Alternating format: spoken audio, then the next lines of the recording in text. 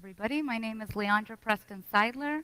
I am a professor at the University of Central Florida in Women's and Gender Studies, but most of my research and work are in body and beauty technologies, particularly how we use virtual technologies to change physical bodies.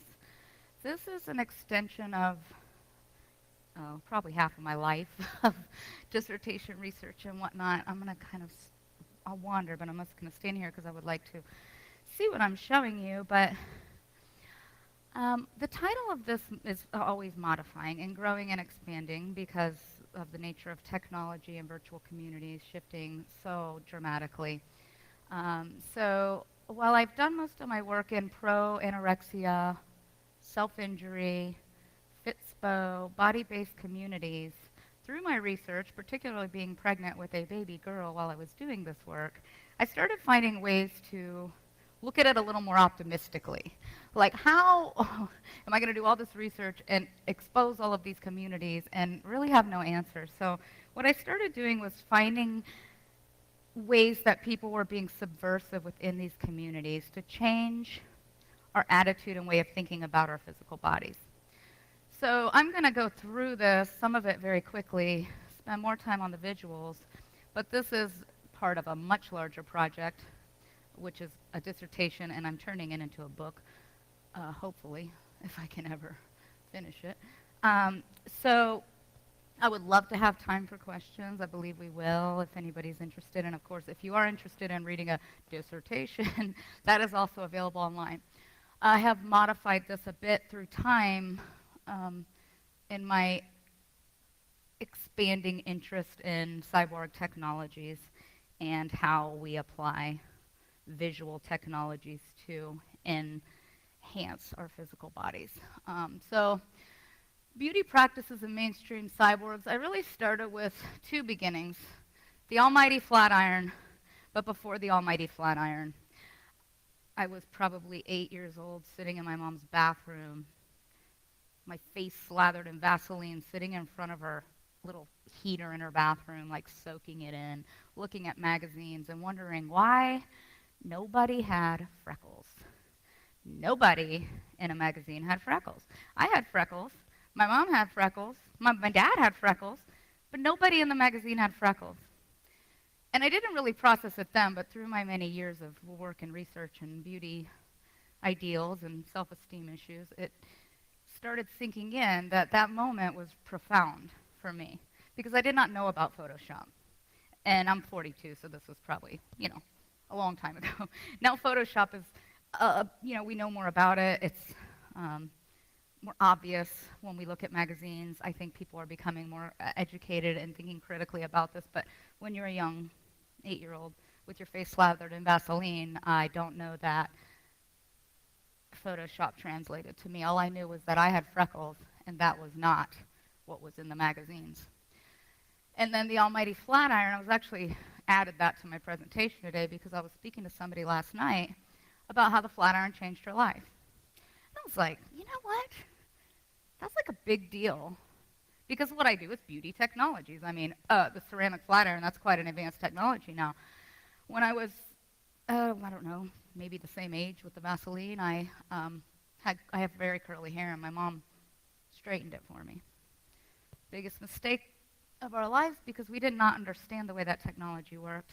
And I was called Raggedy Ann for about 4 months after that because it was a mess. But over the years, technologies developed, and I realized how much these technological developments can affect self-esteem and the way we feel about ourselves, the way we present ourselves. And then I started thinking, is this fucked up? Or is this great? Like, is this docility or is this agency? Do we tap into the power that we can really access through maintaining beauty ideals or living up to certain standards? Or are we really just spending time and money and energy and things on this when we should be spending it on other things? And of course the answer isn't. It's somewhere deeply in between. But this was the crux of my research is, are these technologies beneficial, agentic, or not so much? So of course some of the more traditional cyborg beauty practices skincare, cosmetics, Botox, fillers. I mean, the more explicit, of course, we think cosmetic surgery when we think of beauty technologies, but everything that we do every second, when it comes to getting ready or showering, of course, we're engaging in technology, you know. And back to the curling or the flat iron, there are shampoos that make your hair do certain things now. And there are beauty products that make your skin do certain things now. So you may not need to get Botox. You may just need to buy a $120 moisturizer. But what I really started getting into is how visual technologies and social networks shape material bodies. And in a simple way is, you know, you put a image on the refrigerator when you're going to diet. I mean, people do. And that's your inspiration. And you go into social networks and these other communities, and now we call them thinspirations. But I started thinking about how more traditional inspiration to change our bodies, like pictures in the gym or the photo on the refrigerator, inspire material changes in our bodies. And so how we internalize imagery to either self-loathe, think we're, you know, not good enough, and how can we make this more positive and start immersing ourselves in positive body imagery, and would that change the way we start thinking about ourselves? And so I know I'm like talking about, I feel like 500 things at once, but they're also interrelated, which I'll get to. So I teach a lot of different courses, and one of the areas I teach in is girls' studies and girls in digital media, and that's where I started really becoming more aware about just how profoundly media affects our body image, which is, I think at this point, cliche because we all kind of know that. But when I think about those moments, you know, looking at the magazine, these things haven't changed for girls. Because now we know maybe about Photoshop, maybe we can think more critically about about visual images. But as a young person, you're not really doing that yet. You're just internalizing and internalizing.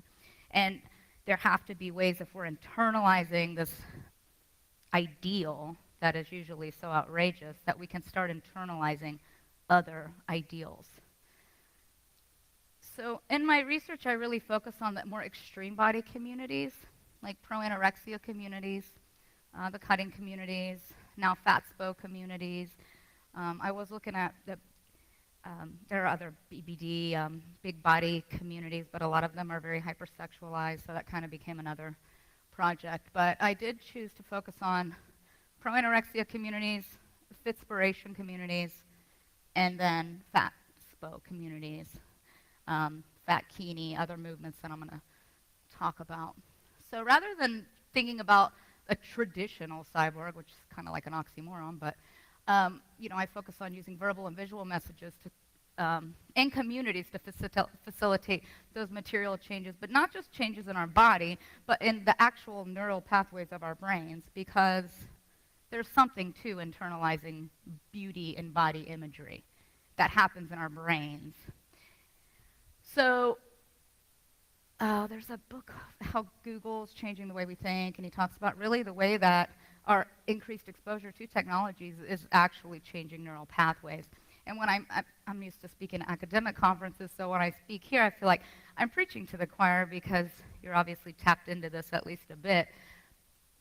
But I think we just are so immersed in our culture that we don't always step outside to think about how it's really affecting us.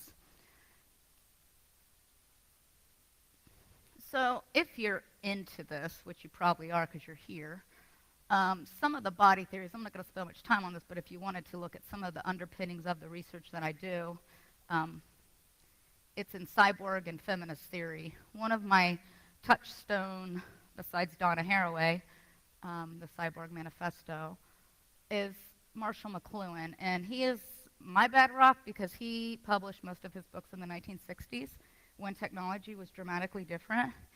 And the book that he published, which is a really kind of non-traditional text, very visual, particularly during that time, is called The Medium is the Massage.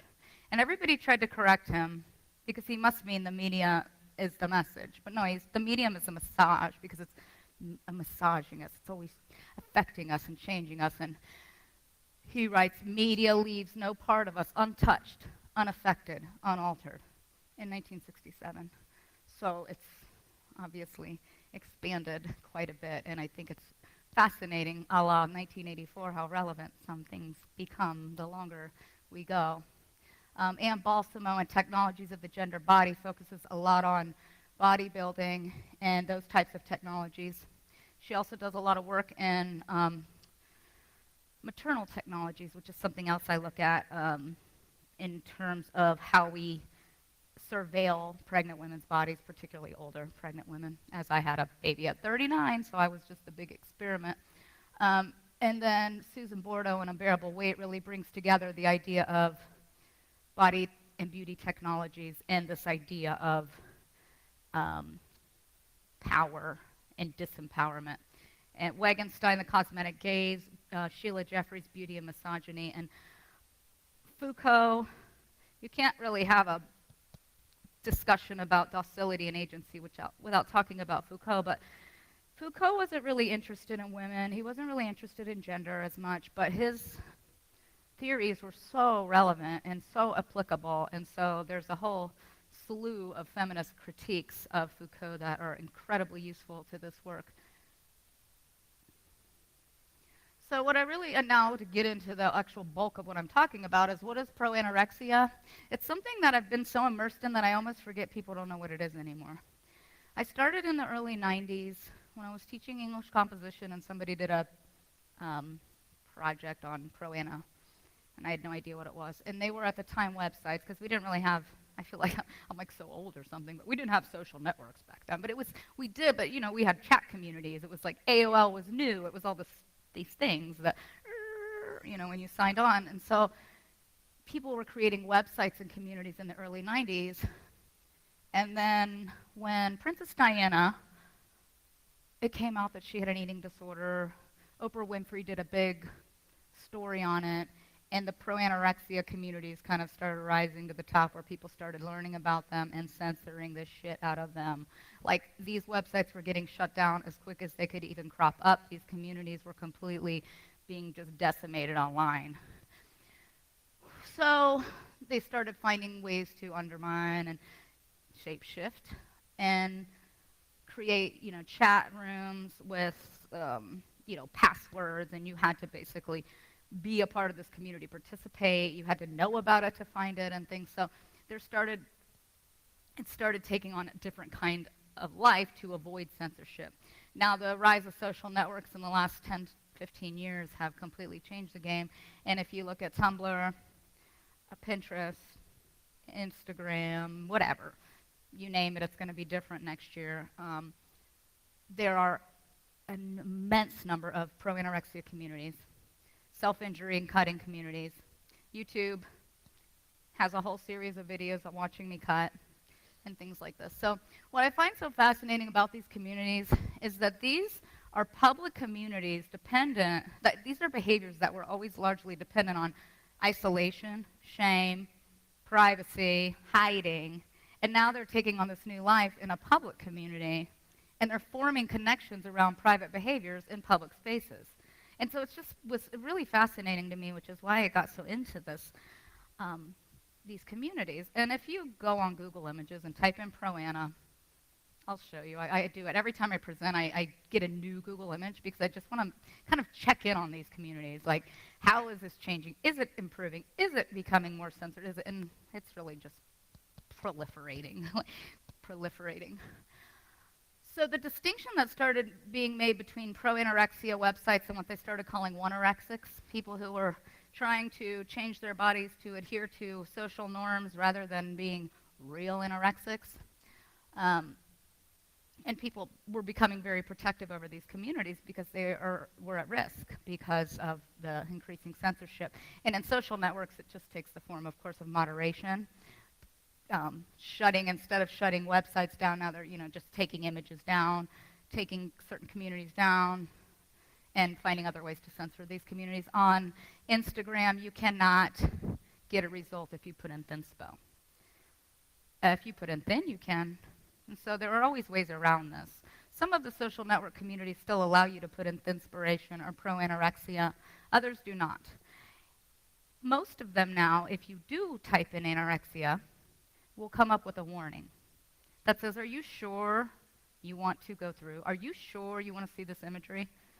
The version of this in the beginning was from Project Shapeshift, which is probably one of the most long-term, longest-standing pro-anorexia communities. I did a whole section on them in my dissertation, and they have a lot of, she does a series of videos on YouTube now. But this is a pro-ana website. That means it's a place where anorexia is regarded as a lifestyle and a choice, not an illness or disorder. There are no victims here. And this is a really important distinction that for pro-anorexia communities, is that this is a lifestyle choice, and I have a right to do this, and I have a right to make these choices about myself. And I don't want your judgment. I don't need your opinions. You know, I don't need your doctors. A lot of this came out as a result of finding that the medical community wasn't sufficiently meeting the needs of people with eating disorders. And so they started finding community elsewhere. Oh, actually, I did want to go back for a second because the tone is, to me, fascinating. If you believe in the myth that something can rule over you without your consent, if you regard ANA as a disease rather than a lifestyle, especially if you see yourself as the victim in need of recovery or having recovered, it's strongly suggested you leave the site immediately. You will be triggered by the content of the site, and I will not be responsible for your desire to play with a loaded psychological gun. There are reasons why firearms are kept locked away from children. So grow a spine. If you don't, sorry, I can't even read it, but basically it's like, you can't handle it, see ya. This is what we are about, and it's extraordinarily transparent. This is the most recent, probably 2 days ago, typing in pro-ana on Google Images. I always use the very top. I don't search through them because it's just all there. So it's just a one quick glimpse if you're not familiar with pro-anorexia communities. There are a series of different types of imagery I categorize. This is just kind of an overview. Skeletal imagery is the most common imagery you see, and it's thigh gaps, collarbones, small wrist bones, and it's a really specific type of imagery. And the function of the imagery is to inspire, or what they call finspire, to encourage and inspire you to change your physical body through immersion in these communities and through this imagery. Because you don't have a disease. You are doing this out of choice according to these communities. And this is actually, sorry, I'm going to make you all dizzy, but this starvation as control is a really important image to me regarding this research, because this is what it's all about, control. But then when you think about it, it's a lack of control. Control, it's very complicated. There's negative reinforcement. It's really dependent on self-loathing. Such stupid body, hey, fat ass. If you were thinking about eating, read this, glamorization of anorexia, stars and cocaine and thigh gaps, rib cages. And then directives. This is the most interesting type of imagery in pro-anorexia communities, and probably the most quickly growing category of imagery, because it really plays into the idea of social networks being interactive. And so rather than just showing you pictures or giving you, diet tips or encouraging, they actually these are just some examples, but, and a workout, and they'll give you directives. I was going to read some of the comments, but it's really not even necessary. Everything looks good on skinny. That's one thing, but then nothing looks good on fat. Think about it. Think about how disgusting your chubby, sweaty thighs are in those shorts. Oh, okay, wow. But then you've got, for every like, I will fast for an hour. For every time you message me quads, I'll do 20 leg lifts. Now, when you're in a community with hundreds, if not thousands of people, and you're really fasting based on a like, it's scary and it's dangerous. But it's also intriguing because it's interactive, and it is using the mind to change the body. Because pro-anorexia community is so not socially acceptable, because this idea and attitude is so fringe, and because of the amount of censorship and moderation that started negatively affecting these communities, it morphed into Fitspiration and Fitspo, which is essentially the same language and the same attitudes, but it's shrouded in health and fitness rhetoric. So it makes it more socially acceptable. It makes it make sense because, of course, it's about being healthy. So these communities are really heavily overlapping with pro-anorexia communities, and if you look at the hashtags in pro-anorexia and Fitspo communities, you'll often see overlap in hashtags. Fitspo, Thinspo. Almost every Fitspo image, or actually almost every Thinspo image that I looked at had a Fitspo or some type of related tag. So I started really looking at how these attitudes are overlapping, and this is a good example because visible abs are the new visible ribs, but I think there's ribs there too. And this idea of simplicity, like hard work and a clean diet, that's all it takes. Like, what the hell's wrong with you? I mean, all you got to do is eat right and exercise. And then there are some more positive ideals and attitudes. You know, breathe in inspiration, trust, the answer's you. There are some positives. Healthy eating, but then you've got unless you puke, faint, or die. Puking's acceptable, pain's acceptable, quitting is unacceptable. This dogged determination to get this body at all costs is a feature of these communities. And then there is a significant overlap in self-injury and pro-anorexia communities.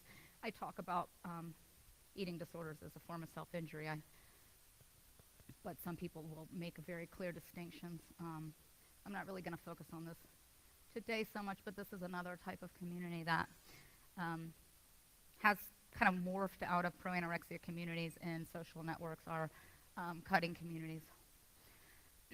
So spending hours and hours looking at these images does change the way we think. And we just happen to be surrounded and immersed in it all the time, so we don't even think about it. You know, the whole fish and water thing. I mean, we're like, this is just the culture we live in. We all know what a beauty ideal looks like, even if we don't agree with it, even if that's not my thing, but I know what the beauty norm is for men and for women in this culture. It's very obvious. So I would spend maybe 3-4 hours researching pro-anorexia communities, and I would go to the grocery store, and I swear I bought different food.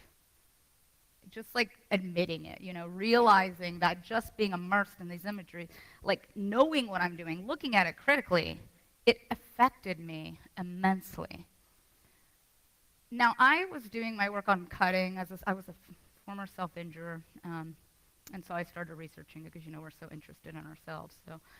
But I couldn't really spend too much time in those communities, and so I thought, oh, this pro-anorexia, that's where I'm going to go. And then, of course, I got pregnant with a daughter, and it just became a whole different animal for me. So I started looking at the ways people were subverting these communities, and that's when I really started thinking about this idea, like, okay, if I am surrounded by these images my whole life, and I think I'm fat, and I hate myself, and I'm self-loathing, even though, you know, I'm a feminist, and I'm a women's studies professor, and you know, I just spend way too much time and money and energy on trying to make myself look a certain way. There's got to be something to that on the flip side, right? Like if we're completely immersed in communities and body images, and you know, they'll say, oh, if you're trying to get over low self-esteem, go to a spa and look at normal bodies. Go to the gym and look around you. You know, you'll see normal bodies, and go sit in the whirlpool and look at older women's bodies and as an antidote in a way. So I started thinking, okay, so like these bodies are everywhere too, and they started really subverting these communities. Whereas when you would look at, I would see a community, a pro-anorexia community, let's say I'm on Tumblr, and all of a sudden you'd see pockets of positive, like not positive, I hate to use the term positive and negative, but different, non-beauty norm bodies that really resist the normative beauty standard, fat bodies claiming fatness and owning fatness. But they're tagging things in inspiration and subverting those communities and changing the landscape and the way those communities look. And, you know, in this, like, hope, it's like, oh, well, maybe this is eventually going to make a difference if we can spread this culturally and start embracing normative bodies rather than this outrageous ideal, maybe in the same way it screwed me up in the head, it can help me or fix me or make me embrace my cellulite, which is definitely one of the pro-anorexia sins. They will show pictures of cellulite. Look at this disgustingness. There are many thin people with cellulite. That's beside the point, but these are the demons of the body that we see in these communities. And so there are tags cellulite. But, so the subversive resistance, this is subversive in its own way, but people started forming communities around normative beauty ideals or non-normative beauty ideals, normal bodies, fat bodies, whatever language they were claiming, and started tagging, fat and proud instead of thigh gap, thunder thighs. If you look up thigh gap, it's just its whole own world. I mean, there are communities constructed around attaining a thigh gap. So some of the tags on these resistant communities are thunder thighs instead of thigh gap, or they'll go into pro-anorexic communities and tag something thigh gap, and it's not a thigh gap. And thin inspo, pro-ana to disrupt the communities. And then I'm going to show you some examples. The one on the top left is actually tag cutting. And so you're in a cutting community, you're looking at a bunch of images, whether it's to inspire you to cut or to make you feel okay about it or to find like-minded people who understand or get it, and then it's disrupted in a way, which is really cool. But at the end I want to talk about, is this a problem? Are we imposing on these communities by doing this? Some of these are mostly tag thinspo. This body runs an 8-minute mile, love yourself. If a size 2 is a beautiful, my size 27 must be glorious.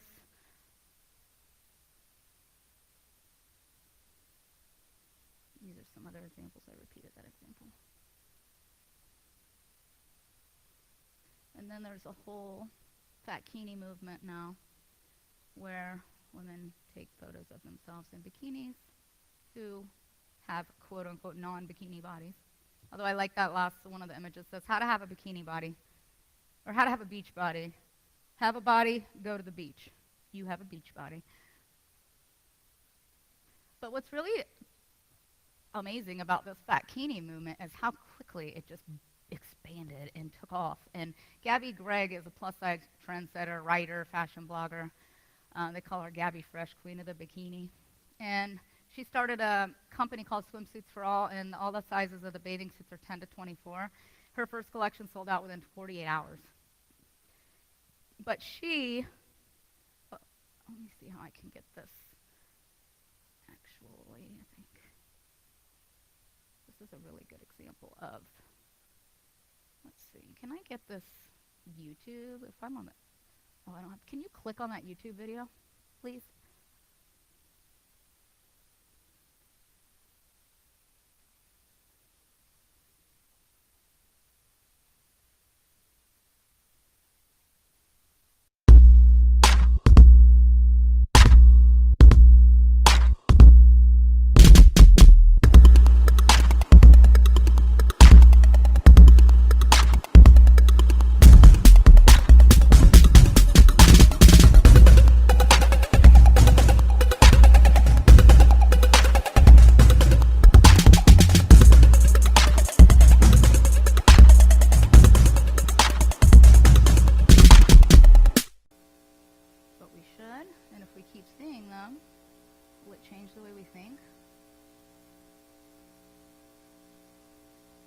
Some people think this is problematic because why are you calling it a fatkini? It's a bikini. But for some people, this is from Bergie Tovar, it's a descriptor I find personally empowering and useful for building community. And what's really neat about this is it's not only a key for disrupting messages, but it's a key for locating community. So if you want to identify, if you're going to search for pro-ana, you're going to find pro-ana communities left and right. But you want to find a community that's an alternative to that. We have, other hashtags to build community, identify community, find community.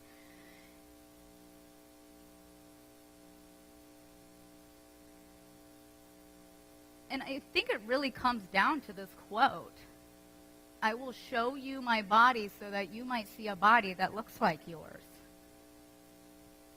And to me, that was the real crux of this, and the power in this is there is so much power in seeing bodies, because we do internalize that. And that's kind of why I feel like I'm always on the little outskirts, being like an interdisciplinarian, where I kind of, I do gender work and I do technology work, but I'm not like the technologist or the, this or that, but there's so much overlap. And I've lost my train of thought with that, but essentially, I find myself on the outside of something like this, because I'm not talking about, this physical application of technology. And, when you look around, you're like, gosh, what I'm doing isn't, do I even fit in here? This isn't that interesting. But it really is, because we are changing our brains. And changing our brains, we're changing our bodies. Whether it's like through self-esteem and self-loathing, or cutting, or starving, or overeating, there is something to that. We're not born hating our bodies. We are taught to hate our bodies through images. And when I post something like this on Facebook, I have a pretty diverse community. I try to keep it a little less diverse, so I actually have a community that I enjoy being with. But I'm always shocked by the responses of some individuals still to these images, because we are so not used to seeing them publicly. So I do feel like I'm all over the place, because I kind of am, because it's all connected. Beauty technologies, body technologies, virtual communities, because we're using these communities now to promote beauty technologies, to promote certain body types, to change our bodies. But when you go back to that Nicholas Carr book about how the internet, or is Google making us stupid, or how the internet is changing our brains, you realize that if the internet's changing our brains, so is just the visual imagery that we're exposed to every single day. And how can we change our brains for good, to not hate ourselves, to maybe start liking ourselves, or teaching our children to like themselves, and to not critique, and to not self-critique, and to not self-loathe, and to see these images for the real bullshit they are. Because when I was a little girl, every woman in that magazine had at least one freckle, period. I just didn't know that. But the message was the same to me, that if I don't see it there, then it must not be pretty or ideal. And it's very simplistic thinking as an adult, especially a critical thinking adult, but I really think about how much that screwed me up. And it doesn't make me weak at all. It just makes me a human being living in this fucked up culture where we are surrounded by images of fake people who probably have the same issues with self-esteem and body image as we all do. And whether you're a man or a woman or transgender, or transhuman, or cyborg. I mean, at the end of the day, we are human, and these things do affect us. So some of the questions I have about this. Can you pull that back up, please?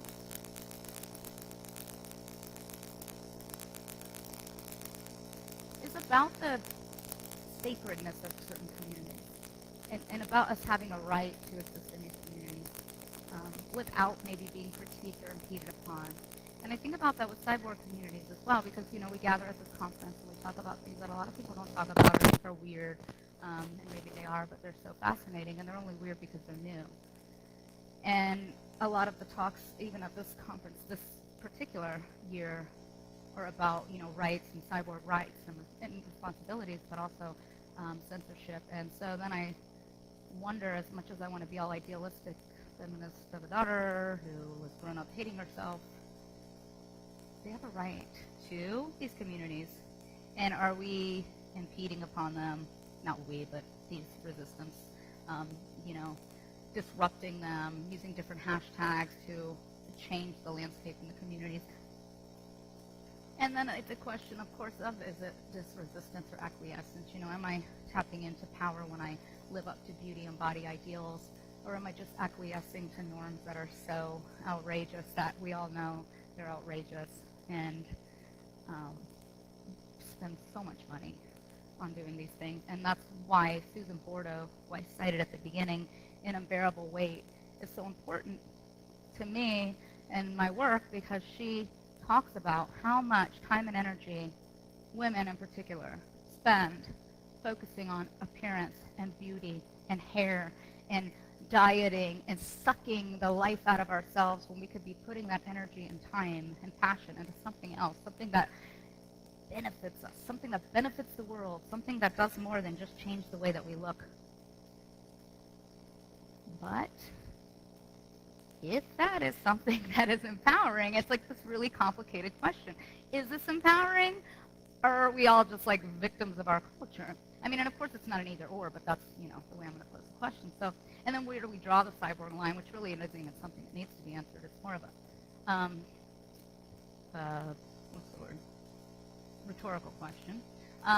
Because the more work I do in seeing how visual technology changes our brains and our physical bodies and our neurology, I realize that this is just a cyborg as a prosthesis. And really, who decides? I belong here as much as anybody. And the censorship of pro and cutting communities, that's a whole other area, but that's a really important area to look at, it, particularly in a context like this, where people make judgments about what's acceptable, and people make judgments about, what we're doing to our bodies. Like, do we have a right to do this? Do I have a right to starve myself? Hell yeah. Do I have a right to put implant something into my arm to open my garage if I want to? But then we have to think more largely about the implications on young people, the implications on, it's complicated. And then, of course, what I started with, the preservation of and respect for spaces. Is it warranted? Is it an impediment? Is it wrong?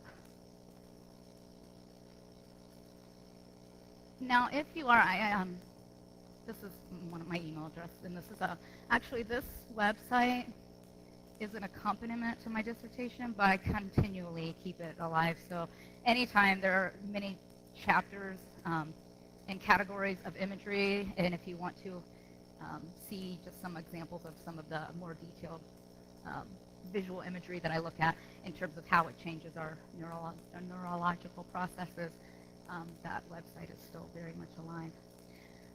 Now, for some reason, I don't know if it's because I'm standing up here presenting live, but I feel like it wasn't as organized as maybe the first time I did it, but it doesn't matter, because I'm really interested in the last slide and would love to hear what some of you think about some of these issues. I do believe we have time for questions and answers, and I really encourage discussion, and yeah, we have time. If anybody has any questions, or how you see this kind of in this context, yeah. There seems to be an ego-symphonic and an ego-dystonic half of the community. And can you discuss this division? Wow, interesting. That's a good question. Well, I mean, you mean in terms of this, they're very much about like the self and the other?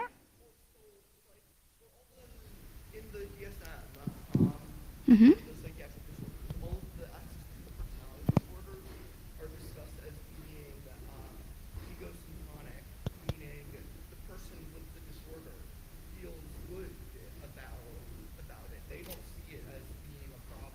Mm-hmm. Versus the ego-dystonic personality disorders, meaning the person with the disorder is actually bothered by the disorder and wants to fix it. So for all of these communities, they have shown pictures that have displayed them in an ego-synchronic way and in an ego-dystonic. Well, and I wasn't sure about the terminology, so I'm glad you clarified that. But I'm really glad you asked that, because there are communities specifically constructed to address both of those attitudes. And so this project Shapeshift, where she's like, basically, screw you if you're so weak that you can't be a part of this community. It's a very explicit way of owning that. Like this, I know that I don't think I have a problem, and I don't have a problem according to me, and I'm going to build an entire community around it, and I'm going to only serve people who also feel that way. However, there are a whole other series of communities who seek to address this as as a disorder, as an illness, and people who are seeking recovery. And so over time, as pro-anorexia communities have developed, there has been two trajectories, very specific trajectories, which are those who do not see this as a problem or a disorder, and people who do and are seeking help. And really, this group does not want to be impeded upon by this one at all. And they've worked very hard to maintain the separateness of these communities, because now all these anorexics, are hopping on board and disrupting and the integrity of those communities. And so they do really specifically address both. But of course, you'll see imagery that reflects both within mostly pro-anorexia communities. Anorexia recovery communities don't typically encourage imagery at all, visual imagery, because of triggers. And there are trigger warnings on almost every site that you go to. And that's now what I see with the moderation of Pinterest, Instagram, Tumblr are the ones I looked at specifically. That have, if you look up cutting, they will give you resources for suicide and self-injury, which is a different issue because cutting and self-injury aren't typically related to suicide, but that's another issue. And the same with eating disorder. If you put in a term like inspo or pro-anorexia, you're seeking this community, they will give you resources. So in a way, that's where this kind of overlaps. It's like we're going to impede on this pro-anorexia community by giving you resources, even though you've made it very clear you're not seeking recovery. But that's because we think that's what you need. But it's really interesting, in itself to look at the way, how prolific social networks are, how many participants there are on social networks, and to even imagine how you moderate them. And banning hashtags and then the automatic appearance of warnings and things like that are probably the most effective way to maintain such a massive space. And so, but then you've got people there's always a way to go up, over and under. And so instead of thinspo, now you just type in thin on Instagram and you're going to get the same exact imagery, which is in a more extreme way what we do with fitspo imagery too. And there are fitspo communities that are not, I don't want to collapse them, but because I focus on the overlaps, not the distinctions so much. But anyway, I hope that answered the question. Yes? What examples, if any, are you seeing about technology, particularly leading edge technologies, things like VR and AR in particular, being leveraged for the purpose of these communities? And I'm thinking you can cut in both directions, right? You've got people who are using it for therapy. I'm thinking about the simple mirror test in the MTTs, for example, for VR and AR, where sort of like a indulgence in these kinds of fantasies, but not actually excessively. Are you seeing in that direction? Not yet, but I haven't really looked and gone there yet, but that is really, this was a static project, because of course it was a dissertation, and now it's just like, shoo, because the way technologies are so rapidly increasing and finding ways to utilize them, and even walking through the expo and thinking about those technologies in relation to this. I have not seen that, but not because it's not there. I just haven't really focused on that. But I think the example you gave of imagining being in a particular body could have a really profound influence on, whether it's just eating disorders or maybe trying to help people. But again, it's people who, if you see this as a problem. And that's the real question of ethics, is the right to be anorexic, the right to a pro-anorexia community without, your ideals coming in on my community and messing with it, They worked hard. People have worked really hard over the past, since at least the early 90s, I'm sure way before that, to construct and maintain these communities. Because they feel this is an acceptable life choice, and who's to say it isn't? I don't know.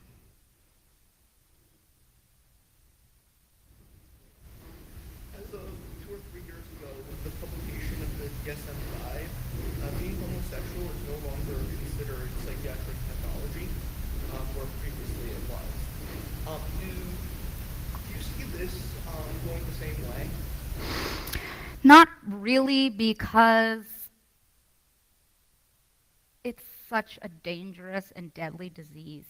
I mean, whether or not, okay, no, I should clarify. I'm not a psychologist, and I've done this as a text and technologist. So the way I had to, just not kind of step into arenas that I'm not an expert in was to really focus on the imagery, categorizing the imagery, identifying what types of visual and verbal messages make up communities and things like that.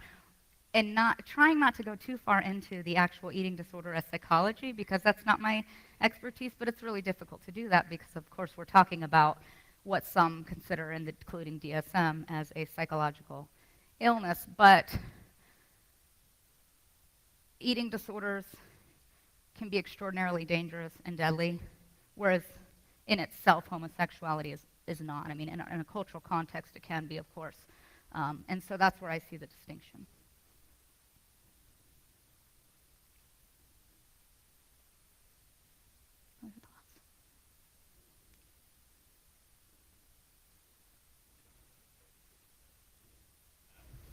That last question, and also what you were just talking about, but it's that where do we have a right to infringe on these spaces? And speaking to why DSM will never endorse anorexia, it's because there's a differentiation between constructive and destructive psychology. If you have a pathology that is destructive to the self, then we view it culturally as unhealthy. Mm-hmm. And to the point in the last question, like it's not necessarily that we invalidate the rights of people to have to hold that belief for themselves. It's the promotion of it to people who are currently in the pre-decision phase. Mm-hmm.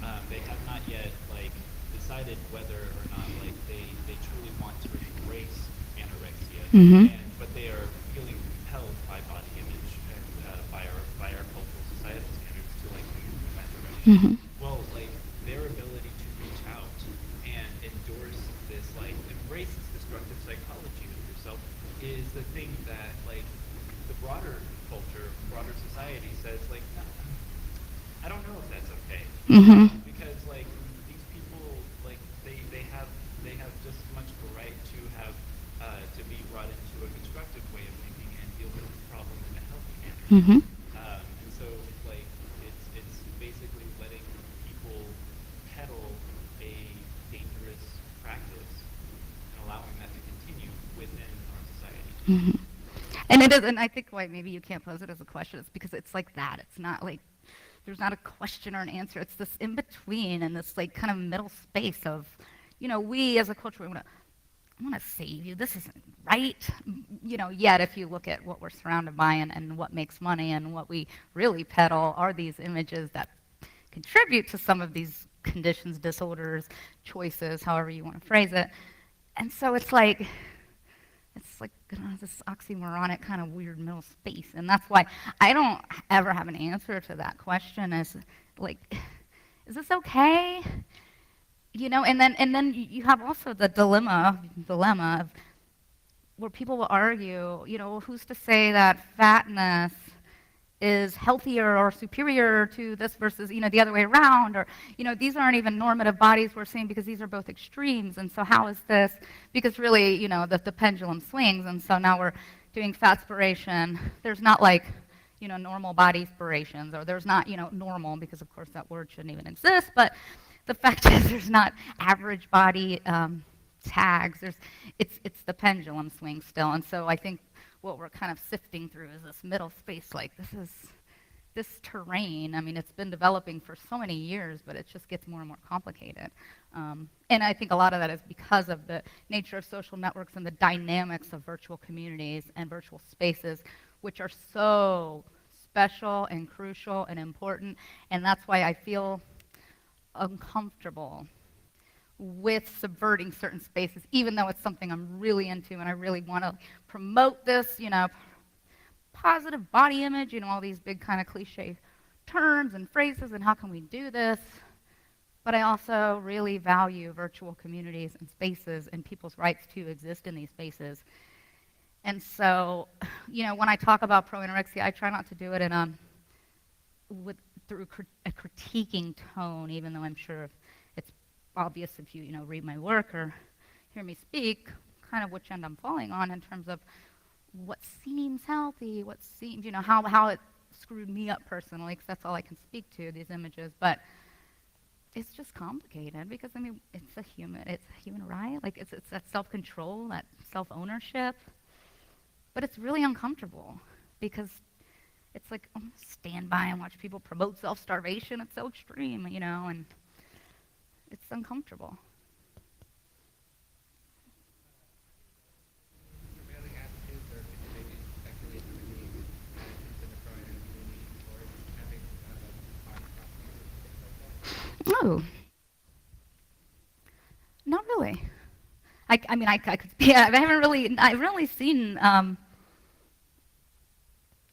much of that in terms of overlap as far as like prostheses and things. Of course, body technologies in terms of medication and things like that, which actually was interesting to go through the expo as well, because there's so much around optimizing our bodies and whatnot, where it seems that on either end of that spectrum, maybe it's not optimal, because whether you're pushing your body to an extreme or embracing the extreme. Of course, being fat is not in itself an extreme, and nor is being uber thin. Being anorexic is being, having an eating disorder on the other end of the spectrum is. But so in terms of technologies, dieting technologies, exercise technologies, BMIs, which is a whole, they have an anorexic BMI scale, which falls, of course, the high end is the low end of a typical BMI scale. BMI is something else I critique in itself, but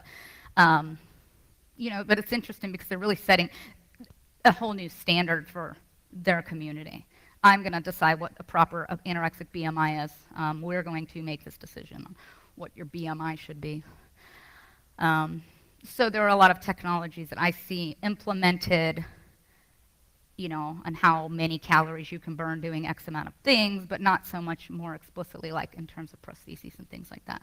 Or like what you were speaking to in terms of using virtual and visual imagery technologies to kind of affect these attitudes and, body, I guess, internalization of our ideals.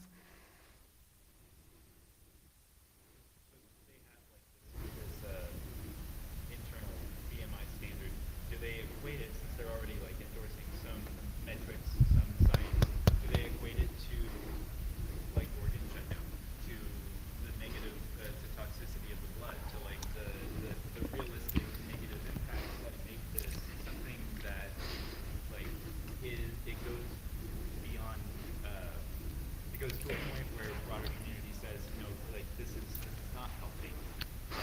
Because it literally can kill you.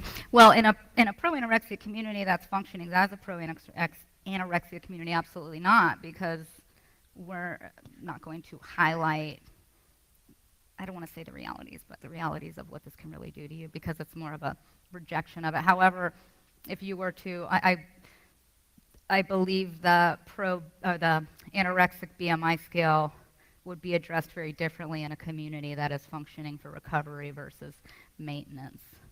You also have, there are so many tips on, what to do instead of eating if you're hungry, and how much water to drink if you want to, maintain, and how many calories can you like literally subsist on. But it's not so much what can kill you; it's how can you get away with this without dying, really.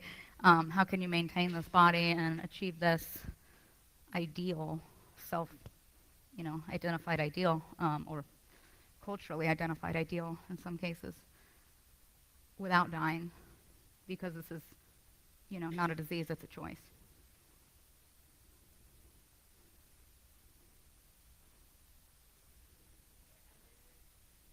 Are there ideologies that you think of that are similarly destructive that people have built these sorts of positive communities around? I was speaking to somebody last night, I don't think she's here, who was talking about actually pedophilia communities and she was talking about a particular community that's a community of female pedophiles being a more, a less a kind of accessible community for people. And so I could see that as not something I'm familiar with because my research is pretty focused on self-injury communities. But and so like that's why I use the cutting communities because there's so much overlap. But there, I'm sure are. Mhm.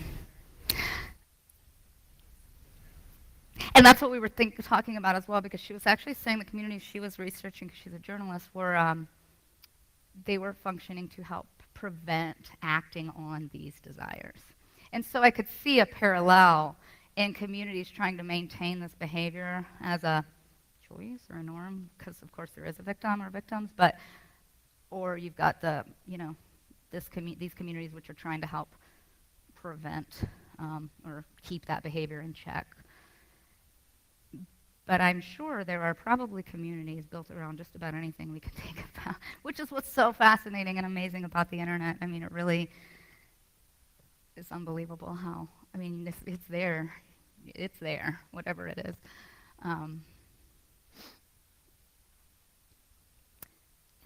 For example, that among opiate addicts, some of them see it as a problem, some of them do not see their addiction as a problem, but all of them are fearful of overdose. Mhm.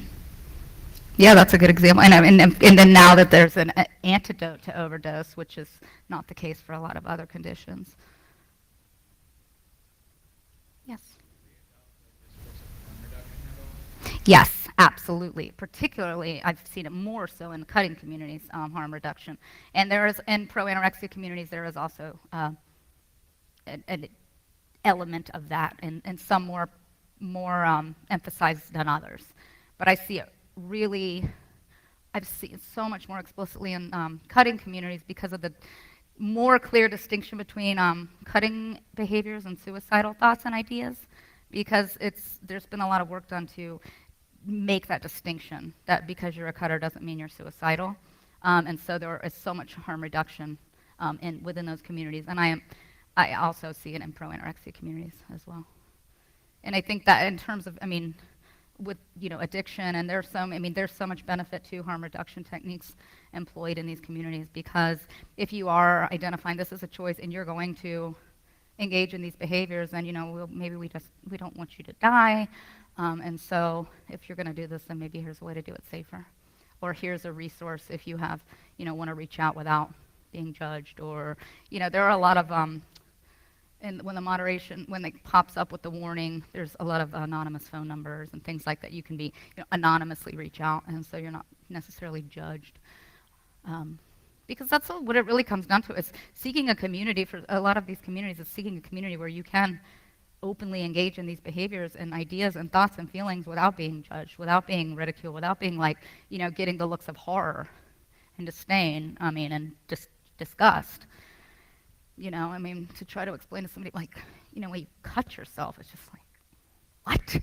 And so, these are really important spaces, and that's why there is the tension between, disrupting these communities and impeding upon these communities, allowing them to exist, saving people's lives, trying to make my daughter not hate herself, all these things. So it's a lot. But they are important spaces, regardless of, the function for the individual. Spaces really need to exist, and it's just like, cyborg community where people don't understand it and people critique it, or it's dangerous,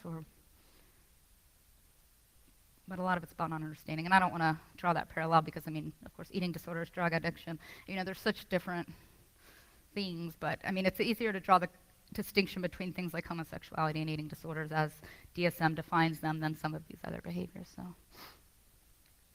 But thank you so much for your time and questions.